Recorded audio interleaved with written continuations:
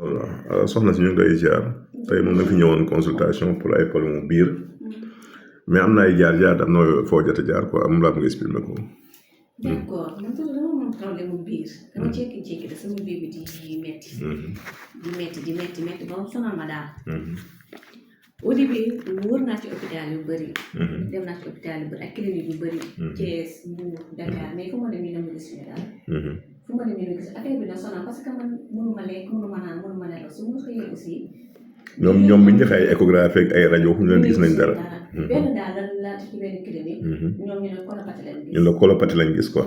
waaw ci laa gis benn médecin may traité colopathie dama traité colopathie ba ci mois d'avril bi. taxul mu bàyyi. affaire bi gën ma sonal gën a ëpp la fa daal après ci la sama sœur yi. biir mi gën a métti. biir bi ci gën a métti. ci gën a métti. nga obligé def naan léegi. nga obligé dem. obligé dem Maroc. Maroc waaw. léegi ma demee Maroc 3 jours laa fa am ñu génne ma résultat yi dama ne la war a opéré dañ may visité. waaw problème vésicule biliaire ay calcul biliaire la waaw. ay doon yu mel ne ay doon ji xeer. yu nekk si biir vésicule bi waaw. ñoom moom lañ gis. man affaire bi jaaxal parce que fii def naa fi téeméeri échographie téeméeri analyse ñoom ñu ne gis suñu dara. après ñoom ñoo la opéré ñoom Maroc. Maroc ñoom ñoo ma opéré. ñoom même pas 3 jours.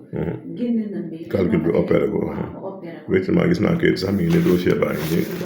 dossier sonn saa ngi nii Maroc la jógee mi ngi nii kon gis nga bi ñu ko opéré bi ñu defalee échographie lii lañ génne gis ngeen moom ngay dégg mu yëngatu nii calcul yi ngeen gis nii lii moo nekkoon si biiram nekkoon si vésicule biliaire bi lii moo ko may woon jàmm bi mu jeexee sax ñoom defal nañ ko benn endoscopie haute ba gis ni dafa amaat aussi problème mu gastrique hélicobacter gastrique donc ñaari problème la boole woon kon ñoom génn nañ yëpp moom laa ko bëgg a commencé le traitement bu ngeen gisee nag ma def interview bi pour wane ne rek suñ plateau médical yi war nañ ci waxaat des na war ko relever waat ndax Maroc waruñu mën a feeñal lu te pourtant li ñu def au Maroc benn échographie abdominopelvienne lañ ko defal génne problème calcul bi échographie abdominale donc abdominopelvienne te def na ko fii 1000 fois ne na taxuñu mu génn xam loolu c'est un problème vraiment war nañu xoolaat ni ñuy liggéeyee fii si réew mi xam nga kii boobu noonu ay moyens dem Maroc tey ñu opéré ko tey jii waxatuñu ko li système bi lañ ko war a defal lañ mujj dindi la vésicule biliaire donc léegi ñun li ñuy seeta léegi mooy problème gastrique bi mais daal doy na waar war nañ daal autorités yu bees yi ñu ngi leen di soññ si mbir mi ñu xoolaat la santé lañ ko saytu des na de ki koy wax ak nii man waxuma la beer